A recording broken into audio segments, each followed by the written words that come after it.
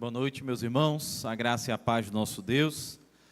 É uma grande alegria estar aqui novamente com os irmãos, trazendo a exposição da Palavra de Deus. Trago um abraço da Igreja Presbiteriana Central de Mossoró e também da nossa AMEM, Associação dos Ministros Evangélicos de Mossoró. Deus tem me colocado como presidente da AMEM nesse biênio, a nossa associação de ministros evangélicos, que compõe aí, formada por pastores das mais diversas denominações evangélicas da nossa cidade. Graças a Deus pela vida das igrejas evangélicas dessa cidade, especialmente hoje pela vida da Igreja Batista Betel, por esse aniversário, por esses anos que Deus tem usado essa igreja para impactar a cidade de Mossoró e o bairro e a vida de várias pessoas que foram discipuladas, que foram pastoreadas, que foram acompanhadas na caminhada cristã ao longo dos anos de vida dessa igreja. Deus me deu a graça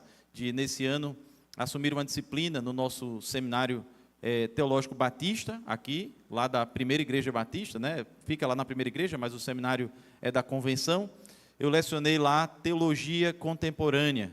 E esse é um assunto que tem muito a ver, está muito relacionado com o tema que nós iremos falar essa noite, né? O tema da teologia contemporânea, ou as várias ideias, as várias ideologias que são tratadas nos nossos dias e como que a igreja cristã deve se portar diante desse cenário atual. Então a gente vai ver um pouquinho sobre isso. E por ser pertinente ao tema, por ter a ver com o tema, eu trouxe alguns exemplares do meu livro. Eu não quero falar muito sobre ele, você vai poder ver no final. Ele tem por título O Protestantismo e o Estado. Basicamente, o que eu analiso no livro é a influência dos protestantes na política. É uma análise histórica.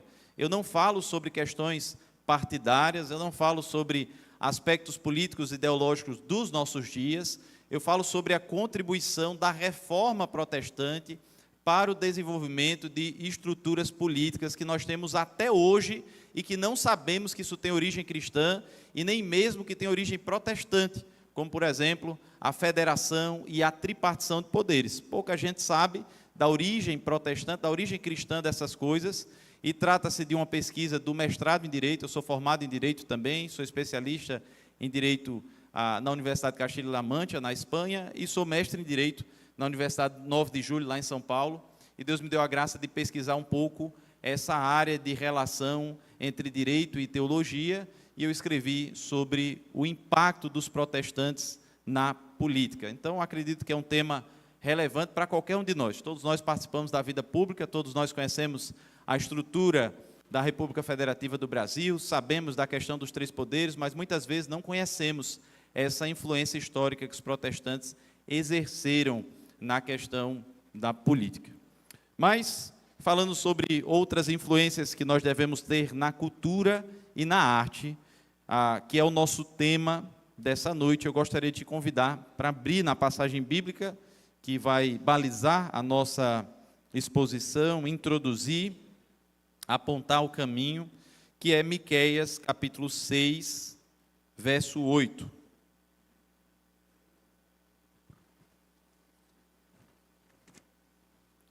Miqueias, capítulo 6, versículo 8. Eu vou fazer apenas a leitura do verso 8.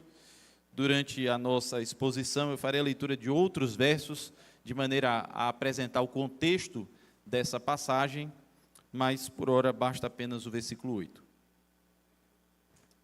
Assim diz a palavra de Deus, santa e inspirada. Ele te declarou, ó homem, o que é bom e o que o Senhor pede de ti, que pratiques a justiça e ames a misericórdia e andes humildemente com o teu Deus. Vamos orar mais uma vez.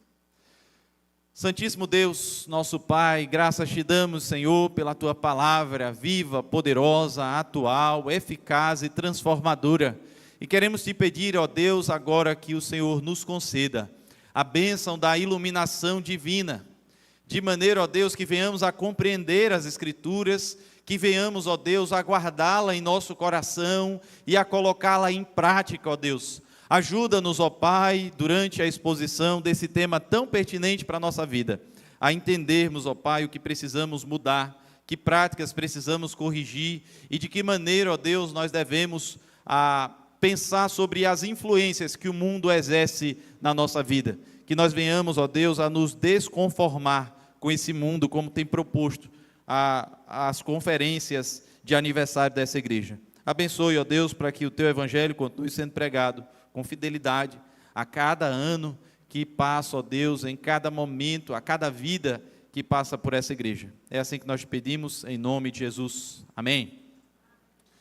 Meus irmãos, o texto de Miqueias, capítulo 6, verso 8, é uma passagem significativamente conhecida nas Escrituras e oferece, com certeza, um fundamento muito poderoso para reflexões éticas e espirituais. Ele diz aí que Deus declarou ao homem o que é bom e o que ele pede de nós. Ou seja, o homem não precisa indagar, ele não precisa se perguntar o que é bom, Deus já declarou. Deus já declarou. E ele diz aí que o que ele declarou é que o homem deve praticar a justiça, amar a misericórdia e andar humildemente com Deus. Esses versículos, portanto, eles resumem o desejo de Deus para o seu povo, orientando o seu povo a viver de forma justa, compassiva ou misericordiosa e humilde, ainda que isso seja o resumo quase de todas as Escrituras, quase de tudo o que a Bíblia diz. Portanto, quando o texto fala dessas coisas, quando o profeta Miqueias diz que é isso que Deus requer de nós, ele está, na verdade, apontando aqui de alguma forma para algo bem maior do que apenas o que essas palavras podem conter em si mesmas.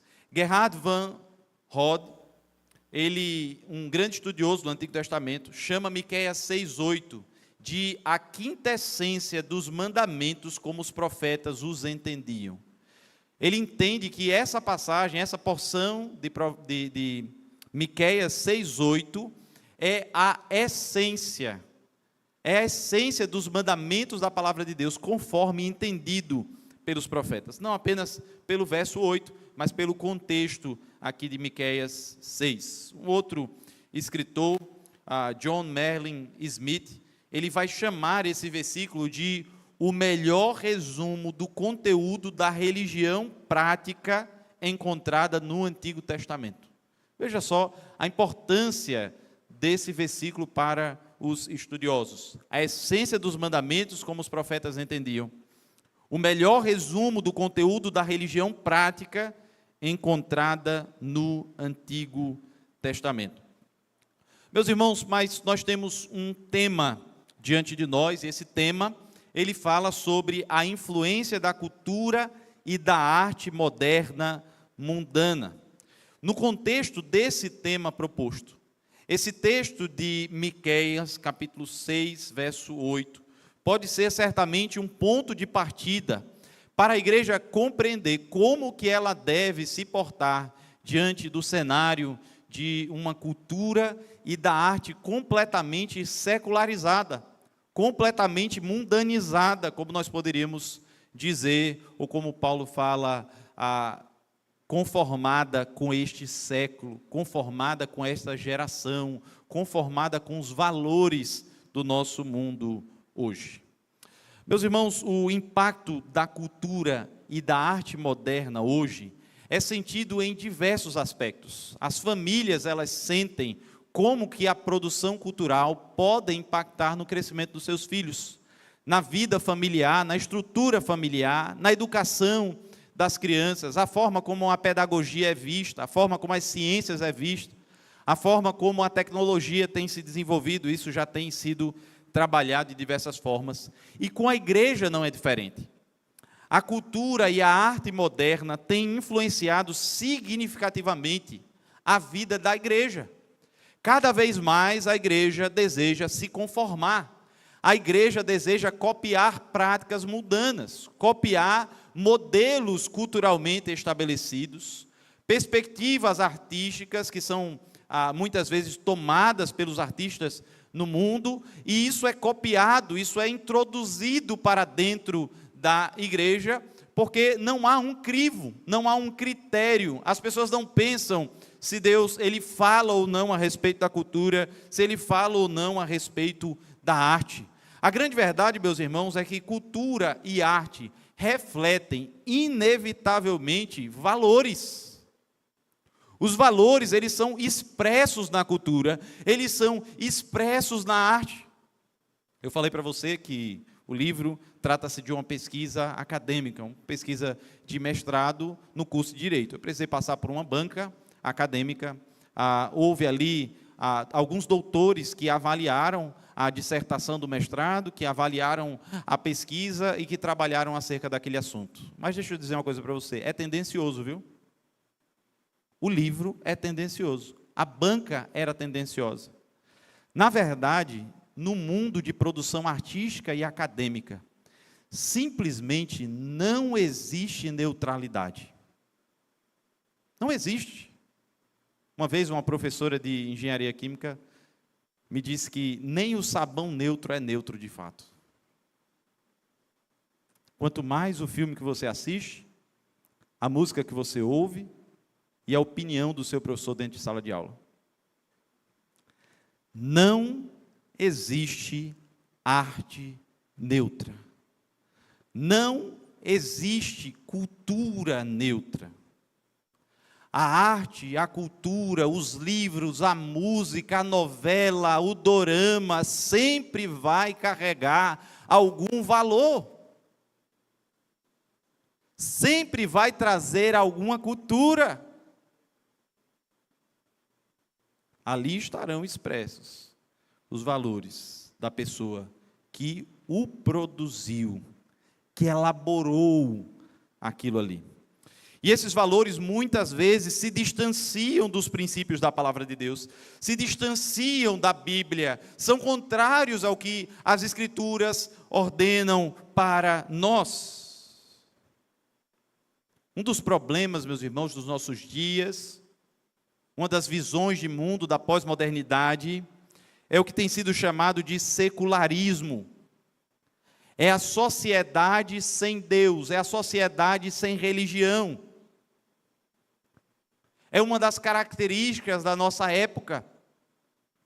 Quando nós dizemos que vamos nos desconformar, que não vamos nos conformar com esse século, nós estamos dizendo não abraçaremos o secularismo. Mas tem outra coisa. O relativismo moral, a exaltação do indivíduo, como sendo autônomo, perfeitamente livre para fazer qualquer escolha, inclusive escolhas que são contrárias à palavra de Deus. Está ficando cada vez mais comum, isso é assustador. Vídeos na internet de pessoas que dizem que se identificam como felinos.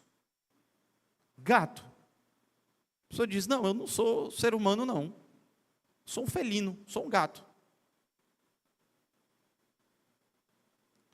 Isso para a gente não falar sobre questões sexuais, ideologia de gênero, identidade de gênero, as diversas teorias de identidade de gênero, que têm levado as pessoas, porque há uma idolatria de uma falsa liberdade que o mundo tem pregado, e tem dito assim, você pode ser o que você quiser. Há uma hipervalorização e exaltação do indivíduo. O homem é colocado no centro e ele é visto como o próprio Deus da sua vida. O Deus do seu destino. Olhando para o que diz Miqueias 6, versículo 8, quando diz aí, ele te declarou, ó homem, o que é bom. A nossa geração inverte isso e diz, o homem te declarou, ó Deus, o que ele quer. O homem tem tomado o lugar de Deus, a posição de Deus. É a religião do antropocentrismo. O homem como sendo o centro da sua própria vida, os seus desejos, os seus valores, o seu ego, ele é o centro da atenção, é ele que vai decidir tudo sobre o que ele tem que fazer, o que ele tem que ser. E esse tipo de postura nega a Deus. Talvez alguém diga assim: não, mas pastor, veja, eu gosto realmente de escolher as coisas da minha vida, mas eu acredito que Deus existe. Existe um conceito chamado ateísmo prático. O que é o ateísmo prático? É quando a pessoa afirma que acredita na existência de Deus, mas ela vive como se ele não existisse. Na prática, ela simplesmente ignora a existência de Deus. Ela ignora. E assim são a maioria das pessoas tomadas pelo secularismo dos nossos dias. Elas não são necessariamente ateus militantes. Não são pessoas que vão chegar para você dizendo assim: olha, eu não acredito em Deus, eu sou plenamente materialista na minha forma de pensar e eu quero induzir você a pensar como eu penso. Não, ela não vai dizer isso. Se você disser assim: vamos para a igreja, talvez ela até diga: bora, vai ser bom, vai ser agradável. Essa mentalidade secularizada, irmãos, tem tomado todas as áreas do indivíduo e de forma sutil, algumas vezes, e direta outras vezes, influencia a visão dos membros da igreja e até as próprias práticas de culto, o modo como evangelizamos, o modo como falamos de Deus, o modo como nos portamos na universidade, no ambiente de trabalho, o modo como os cristãos se comportam lá fora. Inventaram agora uma ideia extraordinária do crente 007. Antigamente, se alguém era crente, o mundo sabia disso. As pessoas sabiam. Ele era facilmente identificado como um cristão. Ele andava com a Bíblia e ele falava de Jesus Cristo. Esse era um distintivo da vida dele. Hoje em dia, as pessoas passam anos no mesmo ambiente de estudo, de trabalho, de vizinhança, e ninguém sabe que ele frequenta uma igreja evangélica, porque cristão ele não é. Ninguém sabe que ele se diz evangélico. É o crente 007. Meus irmãos, esse impacto da secularização, ele tem alcançado a música, a arte. Muitas vezes essas formas de expressão, elas exploram temas como o prazer, o materialismo, e valores estão sendo carregados ali. O que muitas vezes entra em conflito com o que a palavra de Deus diz. Mas é importante dizer, meus irmãos, que essa produção artística e cultural secularizada, ela não é por acaso. Não é apenas pelo fato da sociedade ter esquecido Deus e como que espontaneamente começou a existir uma onda de produções culturais e artísticas mundanas, desprovidas da vontade divina. Não. Existe um mal planejado quando nós falamos acerca da arte e da produção cultural no mundo. Existe uma cultura proposital. Há um interesse de algumas visões ideológicas prevalecentes do mundo, de produzir cultura e ensinar as pessoas através da produção cultural e da produção artística. Existe um mal planejado, orquestrado contra o povo de Deus e contra a moral cristã, ou contra a moral judaico-cristã, como chamam, como dizem os nossos opositores. Aqueles que se opõem aos valores da fé cristã. Eles dizem: nós precisamos ser contra a moral judaico-cristã. Eles dizem coisa do tipo: o Estado é laico, essas pessoas acreditam na Bíblia e elas querem impor a verdade da Bíblia a nós. Mas isso não deve ser feito assim, elas dizem. E tem se desenvolvido, meus irmãos, algo que vários estudiosos chamam de marxismo cultural. Eu preciso falar sobre isso. Marxismo cultural é um termo um tanto polêmico. E ele é usado para descrever as infiltrações da ideologia marxista ou do pensamento materialista hegeliano na cultura ocidental, por meio da educação, da mídia, da arte, promovendo mudanças sociais e culturais que enfraqueçam valores tradicionais, que enfraqueçam a moral judaico-cristã. Há um interesse nesse sentido. Isso é, em alguma forma, algo elaborado no que se refere ao marxismo tradicional. Mas lá no pensamento de Karl Marx já havia a ideia de que a moral judaico-cristã seria um impedimento para a revolução marxista que era proposto por Karl Marx. Karl Marx ele dizia que a religião é o ópio do povo. Essa é uma frase do pensador, do filósofo Karl Marx. A religião é o ópio do povo. É uma droga que deixa as pessoas alucinadas e que fazem com que elas não consigam ter um pensamento crítico contra o sistema. É assim que ele definia a religião. Karl Marx dizia ainda que a moral, ela não existia, ela era relativa e deveria ser relativizada. Ele dizia que a moral era uma criação da burguesia para alienar o proletariado.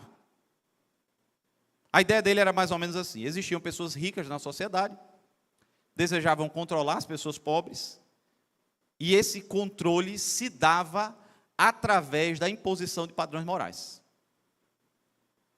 Para Karl Marx, moral não é algo que Deus declara ao homem, como diz Miqueias no capítulo 6, verso 8. Não. É uma invenção. São as classes dominantes que simplesmente inventaram regras que foram convencionadas ao longo da história pelas diversas civilizações, e eles apenas pegaram essas regras porque eram convenientes para os seus propósitos de dominação das massas, dominação da classe trabalhadora. De maneira que as pessoas poderiam continuar sendo exploradas através do seu trabalho e das diversas minorias. O marxismo, portanto, o marxismo cultural, é uma vertente do marxismo que defende que a transformação da sociedade e da política se dará através de esforços intelectuais e acadêmicos com o objetivo de subverter a cultura e a tradição judaico-cristã, a moralidade cristã. A ideia do pensamento marxismo cultural é mais ou menos assim, e um dos expoentes desse pensamento é Antônio Gramsci. Por mais que ele não tenha usado essa expressão, porque a palavra marxismo ela está desgastada historicamente, dificilmente você vai ter um marxista que diga que é marxista, porque a palavra está desgastada. Dificilmente ele diz que é. Mas existe, é real. E Antônio Gramsci, ele dizia que a tentativa do marxismo de tomar o poder pela luta armada foi frustrada, não deu certo, não prosperou. E eles deveriam tomar o poder por outro meio, através da chamada criação de narrativas. Eu acho que você já deve ter ouvido essa expressão. Tem sido muito usada nos nossos dias. Você cria uma narrativa, você promove uma cultura, você distorce os fatos de alguma forma com o objetivo de promover uma dominação cultural. Há ali uma destruição dos valores e das crenças tradicionais, substituindo por valores revolucionários. A retórica da luta de classes do marxismo clássico é substituída por uma divisão entre classes oprimidas e classes opressoras. As classes oprimidas, conforme o pensamento do marxismo cultural, são as mulheres, as minorias, os grupos LGBT e outros grupos, tantos quanto apareçam de alguma forma como minorias. E as classes opressoras são os homens heterossexuais e cristãos.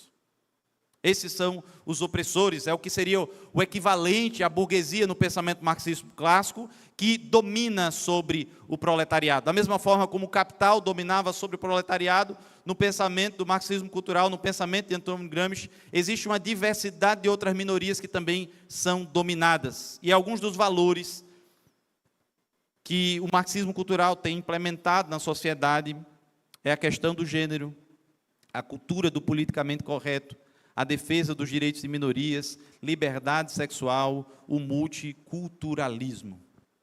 No Brasil, o marxismo cultural se manifestou na indústria cultural, principalmente a partir dos anos de 1960.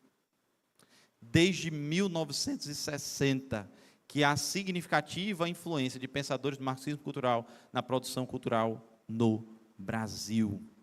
No Brasil. Pastor, isso existe mesmo? Isso é real? Bem, eu não sei se você assiste Netflix. Não sei se você assiste Amazon. Ou alguma série. Qualquer série. Produzido por estúdios de Hollywood. Da Coreia também. Tem muito dorama bom, mas tem muito dorama ruim, viu? Tenha cuidado. Eu vejo muito evangélico dizendo assim, não, dorama é santificado, é espiritual. Não tem nenhuma influência ruim. Tem sim, tem bastante. Tem muito pensamento budista sendo ensinado em alguns doramas. Tem muito anticristianismo em alguns deles. Então, tenha cuidado. A moderação cristã, ela nos ensina, não é assim, proíba, né? Não assista, não veja, diga que é pecado, diga que é androgenia ou qualquer outra coisa que outros pregadores têm falado contra doramas e outras produções asiáticas. Não, não é isso. Mas saiba ter o senso crítico, saiba perceber as influências existentes ali naquelas produções. Se você assiste alguma produção de Netflix, de Amazon, de HBO ou de qualquer outra, Disney Plus, qualquer outra, se você assiste e você é cristão e conhece a palavra de Deus e sabe distinguir o bem do mal, como o texto diz aqui, com certeza você percebe que há uma produção cultural que tem o objetivo de nos ensinar que não há nenhum problema em relacionamentos homossexuais. Por exemplo. Está presente, está estampado. Quase toda a série tem algo desse tipo. Quase todas elas. Quando não é que o personagem principal é alguém que está o tempo todo ali falando daquele assunto. Isso tem sido chamado de cultura woke. É a cultura que busca promover as pautas das minorias. E eles associam uma série de pautas, pautas feministas, pautas de questões raciais, e muitas vezes tem coisas que a gente concorda, a gente diz assim, poxa, isso é bom, que legal que essa série está valorizando esse tipo de minoria da sociedade, mas junto com aquele tipo de valorização, tem lá um outro aspecto cultural, que na verdade é completamente contrário à palavra de Deus. Então você percebe que aquele tipo de pauta ali é simplesmente por uma razão ideológica.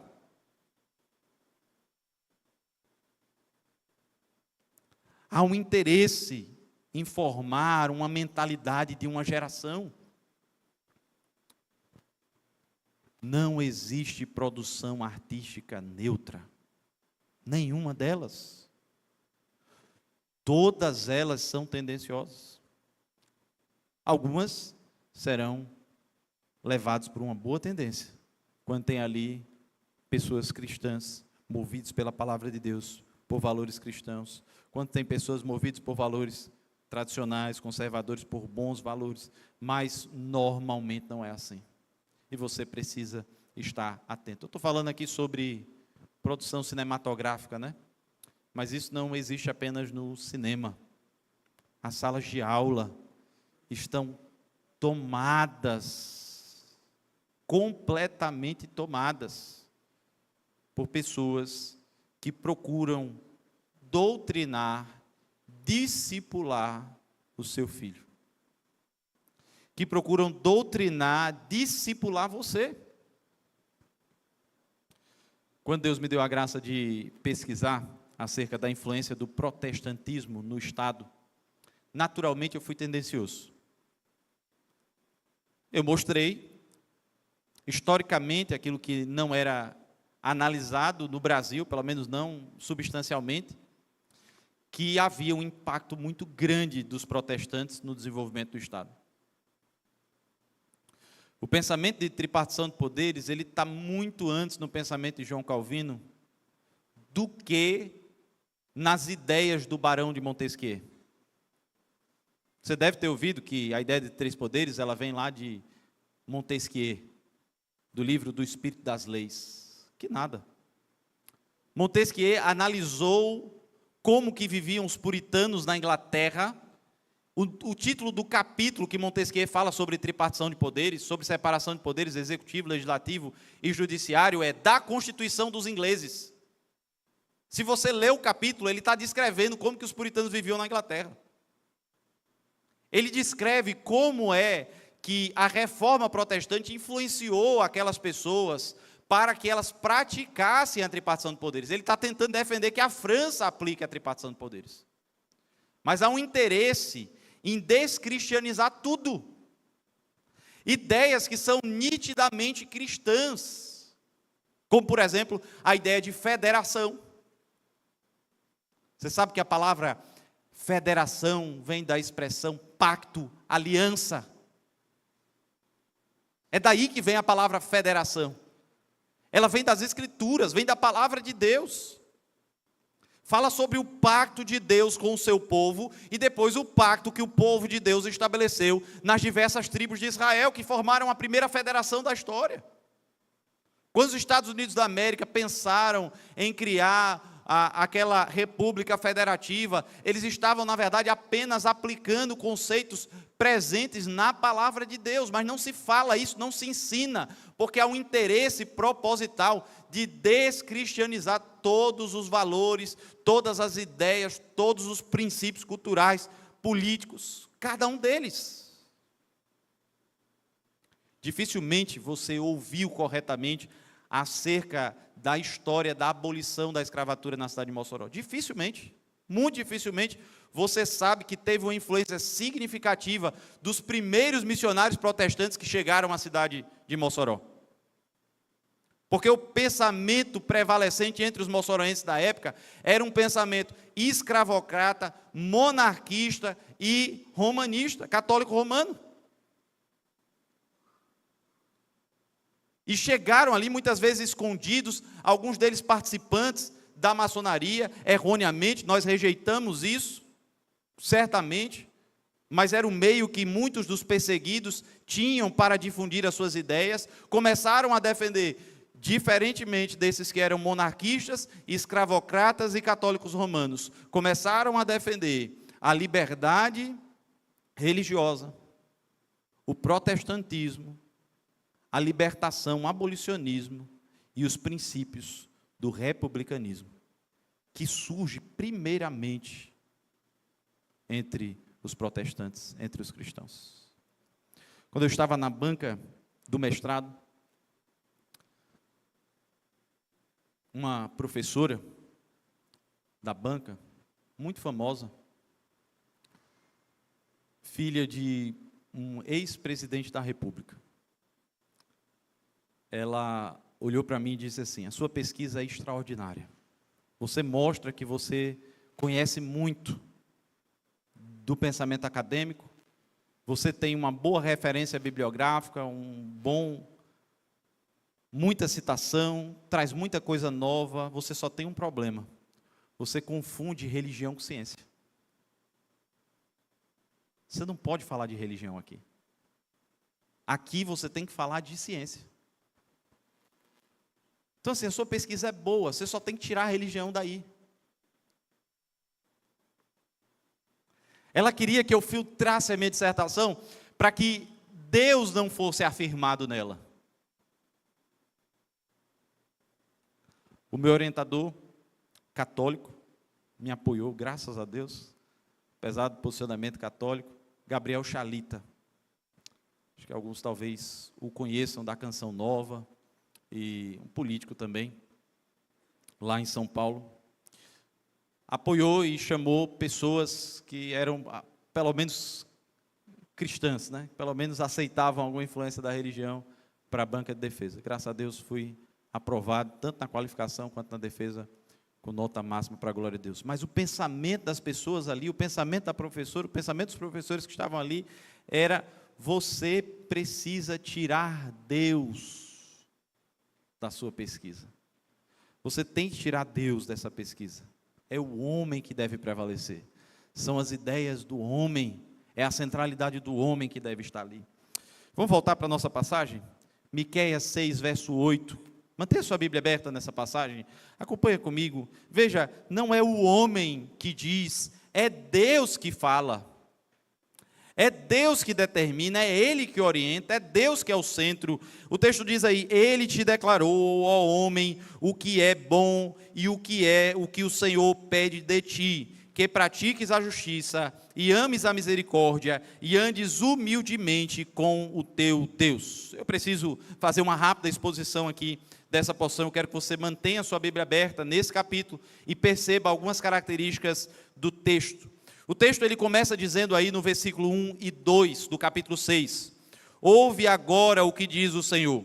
Levanta-te, defende a tua causa perante os montes e ouçam os outeiros a tua voz. Ouvi, montes, a controvérsia do Senhor e vós, duráveis fundamentos da terra, porque o Senhor tem controvérsia contra o seu povo e com Israel entrará com juízo.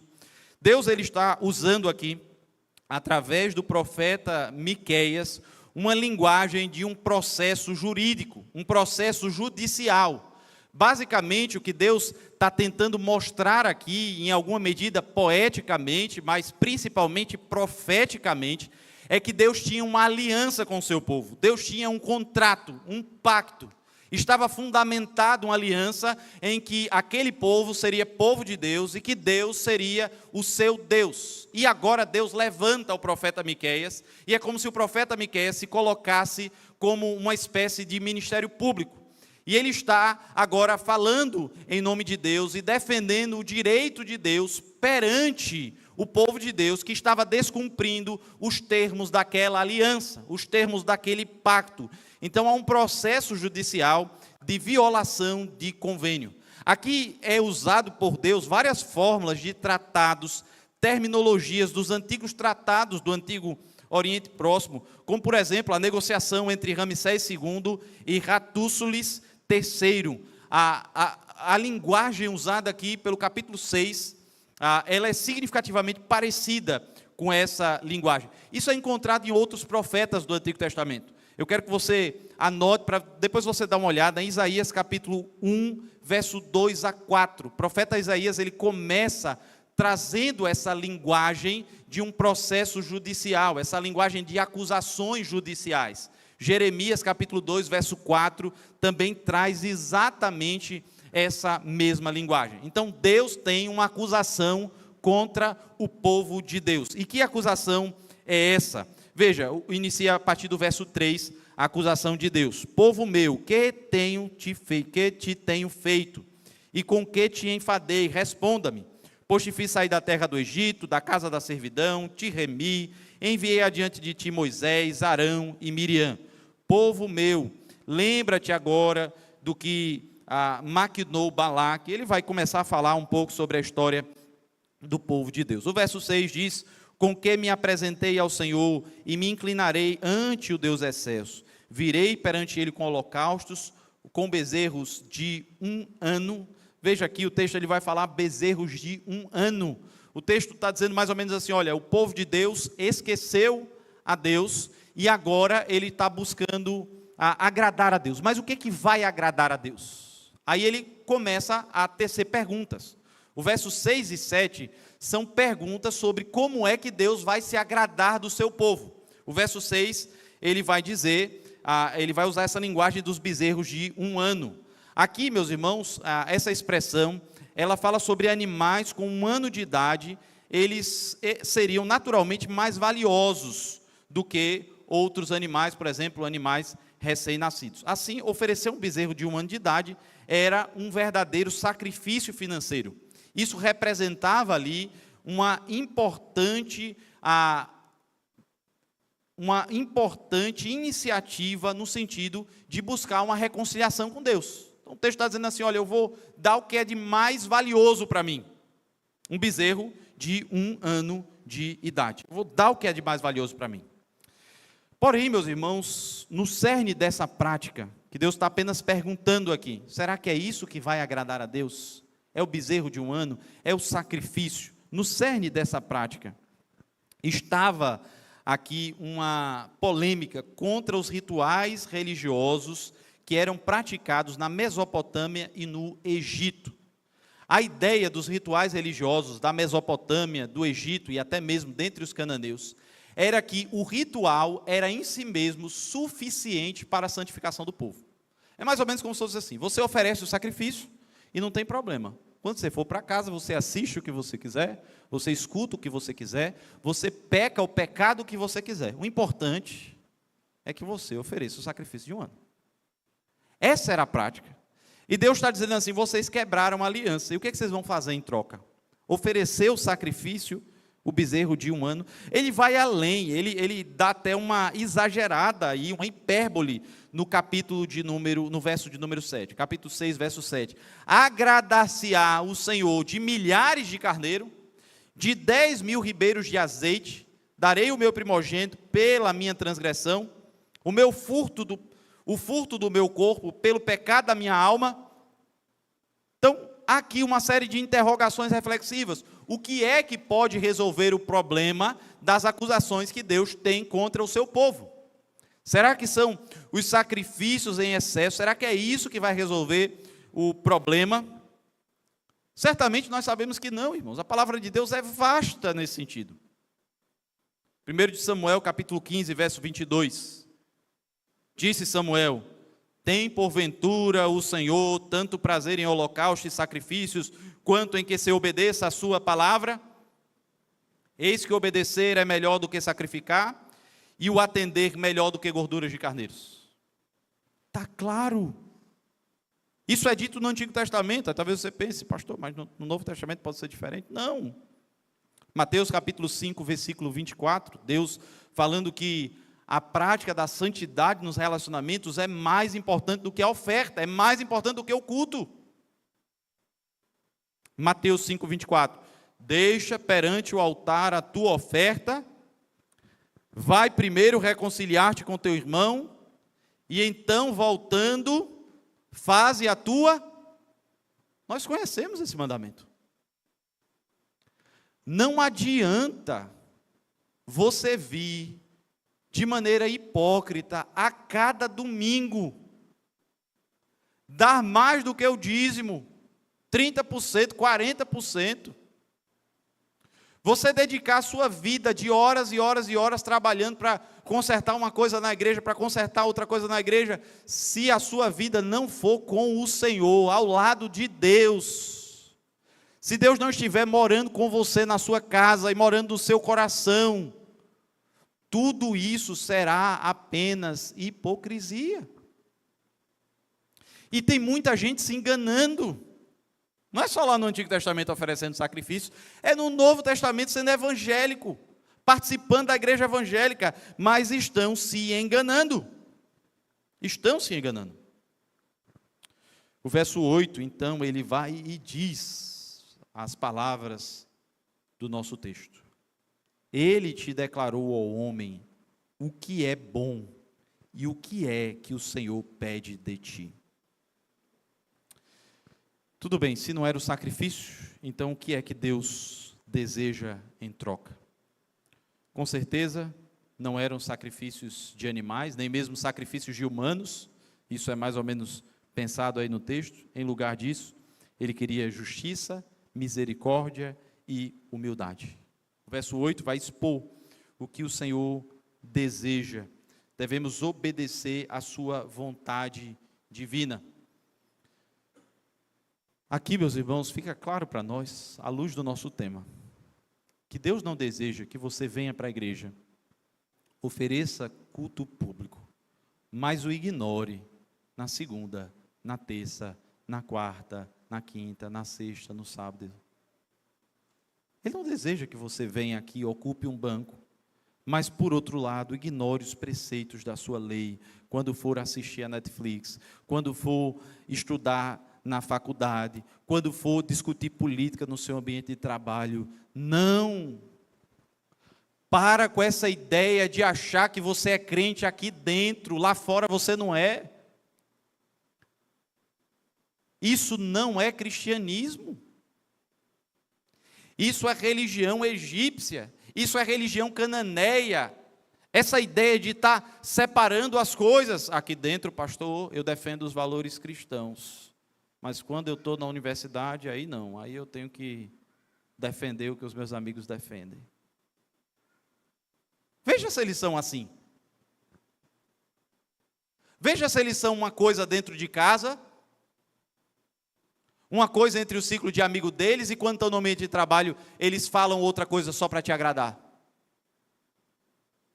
Eles que não são cristãos, que não são tementes a Deus, são coerentes no seu raciocínio, no seu pensamento, e são integrais onde quer que eles estejam. Se eles defendem que a homossexualidade é uma coisa boa, eles defendem isso dentro da escola, dentro de casa, no ambiente de trabalho, onde quer que eles estejam, eles estão lá, coerentemente defendendo aquilo. E você, que conhece a palavra de Deus, que sabe o que Deus declarou para você, ele sabe o que é você amar a justiça, você sabe o que é isso. Você sabe que essa é a vontade de Deus. Aí você diz, não, eu preciso ser uma coisa aqui e outra coisa lá. Meus irmãos, Deus é rei sobre tudo. Tudo.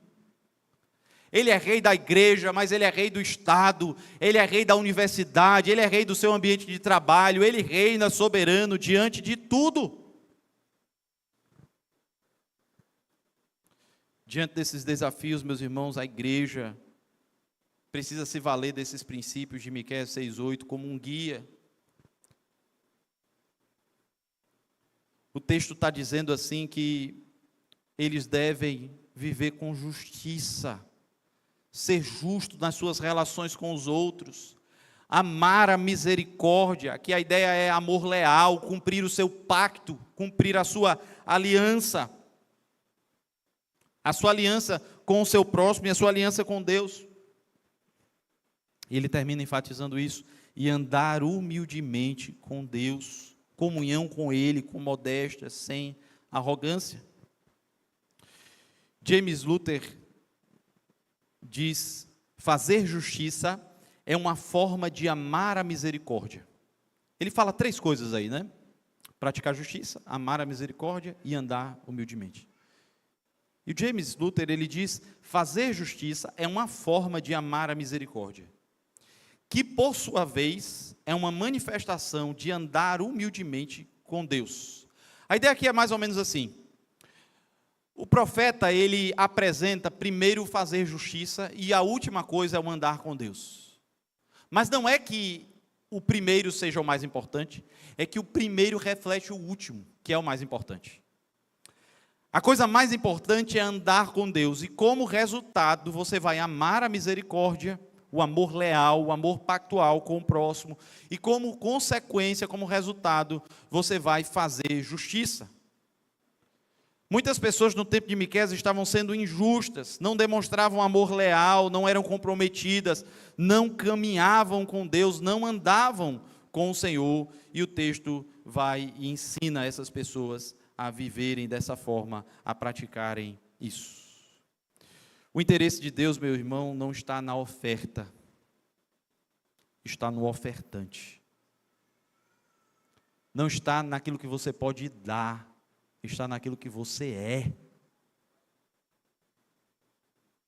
Esse é o interesse de Deus. Deus, ele quer você por inteiro.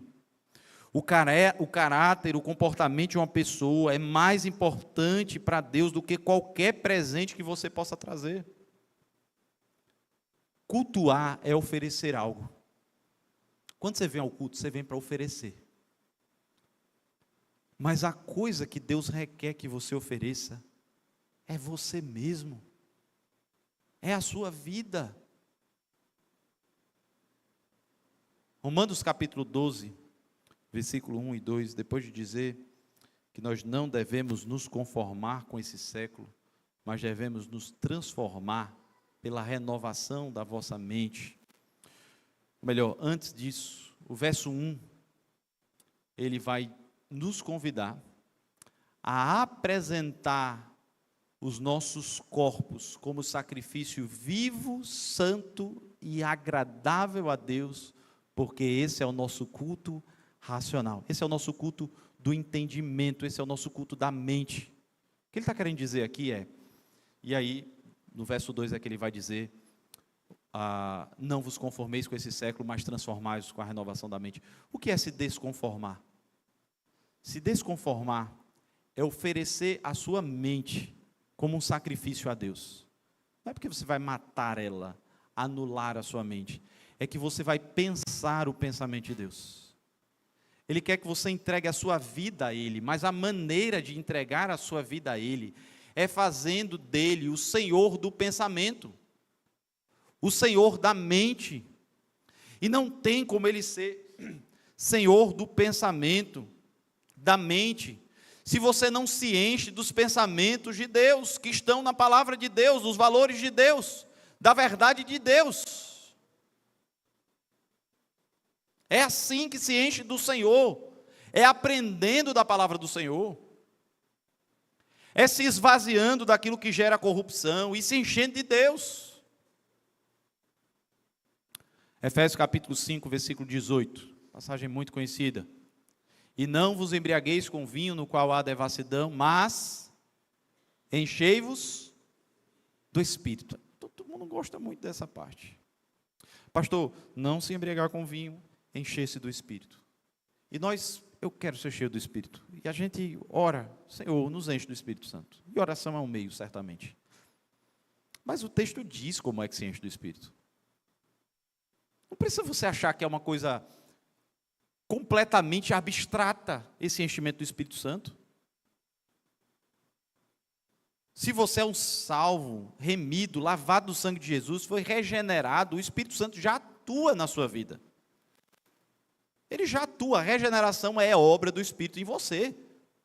O que você precisa é se encher do Espírito. O verso 19 vai dizer como é que se enche do Espírito. Enchei-vos do Espírito. O verso 19 diz, falando entre vós com salmos, entoando e louvando a Deus de coração, ao Senhor, com hinos e cânticos espirituais.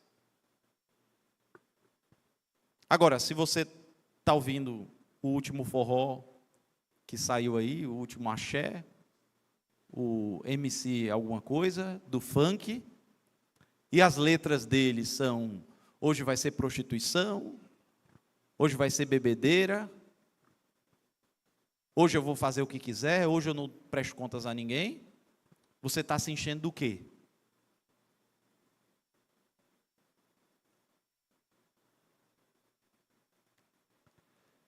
O texto está falando de música. Fale salmos, cante os hinos, cante cânticos espirituais. Faça uso da boa arte para fazer com que a sua mente esteja permeada da palavra de Deus. Mas se você só consome cultura mundana, você estará cheio daquilo. Tem uma coisa terrível no jovem, no adolescente, ele pensa mais ou menos assim, ele está perto do contexto da universidade. Deus me deu a graça de fazer filosofia na UFRN, de fazer direito na UERN, de ir para o seminário em São Paulo, fazer mestrado em direito enquanto fazia seminário, e graças a Deus Ele guardou o meu coração. Mas não é fácil, eu entrei em filosofia com 17 anos de idade. 17 anos de idade eu estava lá dentro de sala de aula estudando filosofia. E tem jovem que pensa assim, pastor, eu trabalhei muito na igreja a adolescência toda, mas agora eu tenho que entrar na faculdade. E eu vou parar de trabalhar nas coisas da igreja. Vou parar. Agora eu vou me dedicar às ciências. Como se isso fosse neutro, né? Não é verdade? Aí você vai ouvir o professor do cursinho, o professor do ensino médio, aí você vai começar a ouvir as ideologias. Você tem que escrever redação do Enem. Você tem que resolver prova de ciências humanas, assim como de outras ciências também ali. E o adolescente, ele começa a não ir mais para a igreja. De repente, ele começa a faltar no domingo, falta no domingo de manhã, falta no domingo à noite. Ele diz, não, mas é porque amanhã eu tenho simulado, essa semana está corrida, tem muita prova. Aí ele passa na faculdade, a faculdade dos sonhos, ele queria muito passar medicina, o curso é integral, manhã, tarde e noite. Aí é que ele entrega a carta de suicídio espiritual para o pastor. Ele chega para o pastor e diz assim, pastor, era o meu sonho, e eu tenho que me dedicar agora. é o seguinte, eu trabalhava nisso na igreja, eu estou deixando, trabalhava naquilo, eu estou deixando, mas pastor, fica tranquilo, eu não vou deixar de vir não. Uma vez por mês eu estou aqui, pastor, na ceia. Uma vez por mês. Aí ele vai estar com os colegas da faculdade. Na segunda, na terça, na quarta, na quinta, na sexta, no sábado, domingo, na segunda, na terça, na quarta, na quinta, 60 horas semanais estudando na universidade. Ouvindo professor, acessando rede social, indo para a calorada, porque a programação da igreja ele não vai, mas para a calorada da universidade ele vai. Porque é universidade. Então ele vai. Confraternização dos amigos na universidade, ele vai. Aí esse cara está se enchendo disso e se esvaziando do espírito. Aí de repente ele vai para o mundão, sai da igreja, abandona a fé. Aí alguém diz, poxa, a universidade corrompe os jovens. Não foi a universidade necessariamente. Jesus Cristo disse, eu não os peço que os tire eu peço que os livre não tem que deixar de ir para a universidade, só não tem que deixar de ir para a igreja, só não tem que deixar de se encher do Espírito. Não se embriague com vinho, encha-se do Espírito, fale salmos, cante as Escrituras, fale a palavra de Deus. Colossenses 3,16 vai dizer algo parecido. Habite ricamente no seu coração a palavra de Cristo. Habite ela, que ela more no seu coração. E o texto vai dizer como? Aconselhando-vos, instruindo-vos mutuamente, louvando a Deus com salmos e hinos e cânticos espirituais, com gratidão em vosso coração. É assim que você faz com que a sua mente se encha da palavra de Deus. Decore a palavra de Deus. Decore, aprenda as Escrituras, ame o Senhor. Meus irmãos, tem algumas estratégias que a igreja precisa retornar, não é criar, não é inventar, é retornar, já existia. É o ensino. A gente tem que ensinar os jovens, tem que ensinar os adolescentes, o discipulado, e principalmente, aqui eu quero falar sobre isso, o engajamento cultural. Você vai para a universidade, você vai para o contexto da universidade, você passa lá 6 anos estudando direito, e você não sabia que foram os protestantes que criaram a nossa atual estrutura política do Brasil. Por quê? Porque não há engajamento, participação cultural dos cristãos, não há transformação cultural. Não há. Eu quero terminar abrindo algumas passagens sobre essa questão do engajamento cultural. Estou indo para o final. Vá comigo para Gênesis, capítulo 1. Abra sua Bíblia. Gênesis, capítulo 1, verso 26 e 28. Veja como Deus criou o homem para exercer domínio cultural. Eu quero terminar com essa aplicação, falando sobre esse aspecto do domínio cultural. É uma estratégia imprescindível da igreja. Gênesis 1, verso 26, o texto diz aí: também disse Deus, façamos o homem à nossa imagem, conforme a nossa semelhança. Tenha ele domínio sobre os peixes do mar, sobre as aves do céu, sobre os animais domésticos, sobre toda a terra e sobre todos os répteis que rastejam pela terra. O verso 28 diz, e abençoou Deus e lhe disse, sede fecundos, multiplicai, enchei a terra e sujeitai-a, dominai sobre o peixe do mar, sobre as aves dos céus e sobre todo animal que rasteja pela terra. Deus deu 3 mandamentos ao homem na criação, 3 mandatos. É o mandato cultural, mandato social e mandato espiritual. Mandato social é case e tenha filhos, isso é mandato social, constitua sociedade, viva em sociedade. Mandato espiritual lembre-se de ter relacionamento com Deus. Isso está simbolizado na criação através do 7º dia. A Bíblia diz que Deus abençoou o 7º dia e o santificou, quer dizer, Ele consagrou esse dia para ser um dia de culto. Isso era um lembrete ao homem de que ele deveria ter um relacionamento com Deus. Havia um mandato social, relacionamento com o seu semelhante, havia um mandato espiritual, seu relacionamento com Deus, e havia um mandato cultural, seu relacionamento com a criação. Isso está expresso aqui. Ele diz, tenha ele domínio sobre os peixes do mar, sobre as aves dos céus, sobre os animais que rastejam sobre a terra. Domínio sobre a criação. Deus criou o homem para dominar sobre a criação, para produzir cultura. Essa é uma das razões do porquê Deus criou o ser humano. Veja o que Deus vai dizer, por exemplo, no capítulo 2, verso 15. Passe uma página aí na sua Bíblia. Veja o capítulo 2, versículo 15. Está escrito aí, Tomou, pois, o Senhor Deus ao homem e o colocou no jardim do Éden para o cultivar e o guardar. A palavra cultura vem da palavra cultivar. É por isso que se diz uma cultura de melão, uma cultura de uma plantação de alguma coisa. Cultivar é de onde vem a palavra cultura. Deus criou o homem para produzir cultura. Deus criou o homem para trabalhar, para cultivar. Foi para isso que Deus criou o homem. Ele deveria guardar o jardim, ele deveria preservar o ambiente, mas ele deveria produzir. Talvez uma das passagens bíblicas que melhor possam embasar a ideia de desenvolvimento sustentável. Cultivar e guardar. Vale a pena. Se você trabalha com isso, pesquisa sobre isso aqui. Aprofunda-se nisso.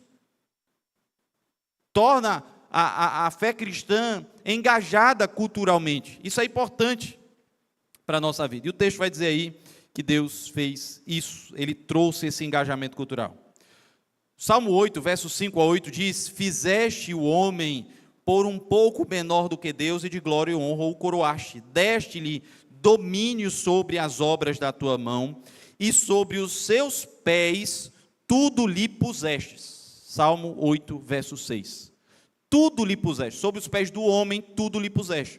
Ovelhas e bois, os animais do campo, as aves dos céus, os peixes do mar, e tudo que percorre a senda dos mares. Nós sabemos que o homem pecou, mas esse mandato de produção cultural, ele não se encerra por causa do pecado, muito pelo contrário, ele é redimido na pessoa e obra do nosso Senhor e Salvador Jesus Cristo. A última passagem que eu queria pedir para você abrir, Colossenses capítulo 1, verso de número 15, eu quero apontar, falando sobre como a obra de Cristo, ela redime a cultura, a arte, e ela deve tornar a igreja, ao invés de se conformar com esse século, ao invés de absorver essa cultura mundana, a igreja deve promover cultura, deve glorificar a Deus. Colossenses 1,15 diz: Ele é a imagem do Deus invisível, o primogênito de toda a criação,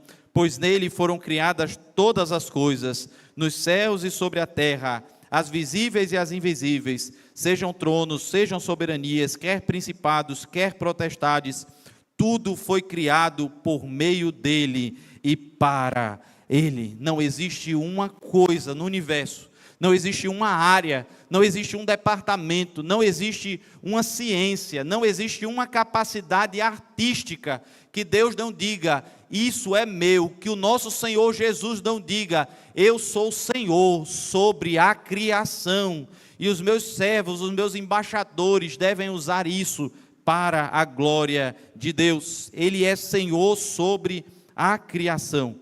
Como eu disse aos irmãos, Ele é Rei sobre tudo. Não existe uma área que Ele não reine, não existe um aspecto da vida, não existe um momento da sua existência que Ele não esteja governando soberanamente em todas as coisas, visíveis e invisíveis, que existem no universo. Nós existimos para a glória de Deus. Você foi criado para glorificar a Deus. Essa é a razão de você existir. A Bíblia diz: quer comais, quer bebais ou façais qualquer outra coisa, faça tudo para a glória de Deus. Você assiste filme para a glória de Deus, você escuta música para a glória de Deus, você trabalha para a glória de Deus, você produz arte para a glória de Deus, você consome boa arte para a glória de Deus. Tudo que você faz é para a glória de Deus. Quando a gente fala de algo mundano, a gente está falando de uma coisa que é, do ponto de vista moral, pecaminosa, contrário a Deus. Nós não estamos dizendo que o crente não tem que estar participando das coisas culturais ou artísticas. Muito pelo contrário, nós estamos dizendo: precisamos exercer domínio lá também e glorificar ao nosso Deus, declarando o reinado soberano de Cristo em todas as áreas da vida humana, na cultura, na arte, na ciência, na academia, na política, onde quer que você esteja, glorifique a Deus. Seja a voz do Senhor onde quer que você esteja. Seja um missionário, seja um instrumento de Deus, um arauto do Rei, onde quer que você esteja. Eu vou terminar com a frase da ABU, Aliança Bíblica Universitária, que Deus me deu a graça de fazer parte durante o período acadêmico em que eu estudei na UFRN. Eles dizem assim: você está na universidade para ser um missionário e de quebra, Deus ainda te dá um diploma. Você está onde você está, eu não sei onde é. Sua escola, sua vizinhança, sua família, seu ambiente de trabalho, você sabe onde é que você está. Eu não estou lá, pastor Moab não está lá, pastor Cristóvão não está lá. Você está lá. E você está lá e Deus te colocou lá para que você fosse missionário lá. Para que você glorificasse a Deus lá. Para que você produzisse boa cultura para a glória de Deus lá. E de quebra, Ele ainda te permite ter um emprego, uma profissão, um curso, uma faculdade. Glorificar o nome dEle, fazendo o que é útil, fazendo o que é produtivo para a glória de Deus. Mas Ele é o centro. Ele te declarou, ó homem, o que Ele pede de ti. Está claro, está na palavra de Deus. Segue esse norte para a tua vida, em nome do Senhor Jesus Cristo. Feche seus olhos, eu quero orar por você nesse momento. Quero pedir a Deus que te abençoe.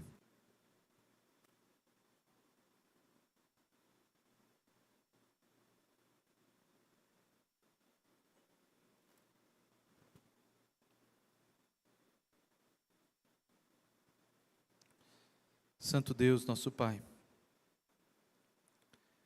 ajuda o teu povo que aqui está, ó Deus, a de fato, ó Deus, seguir a tua palavra, a vontade do Senhor para as suas vidas,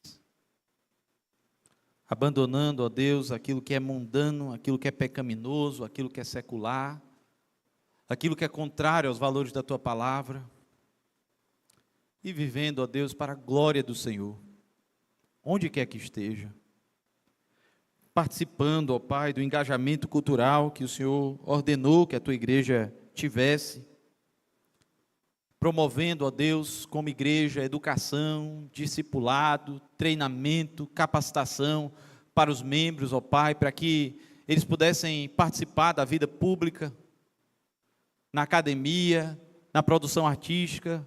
Levanta, ó Deus, dentre o teu povo, pessoas capacitadas, ó Pai, jovens, homens, mulheres. Abençoa essa igreja, ó Pai. Abençoa cada irmão da Igreja Batista aqui na cidade de Mossoró. Mas cada um dos evangélicos da nossa cidade, ó Deus. Nos levanta, ó Pai, para impactar essa geração. Não permita que sejamos, ó Deus, apenas números numa estatística. Apenas, ó Deus, mais um grupo de crentes que anda por aí e que nem mesmo são identificados como cristãos.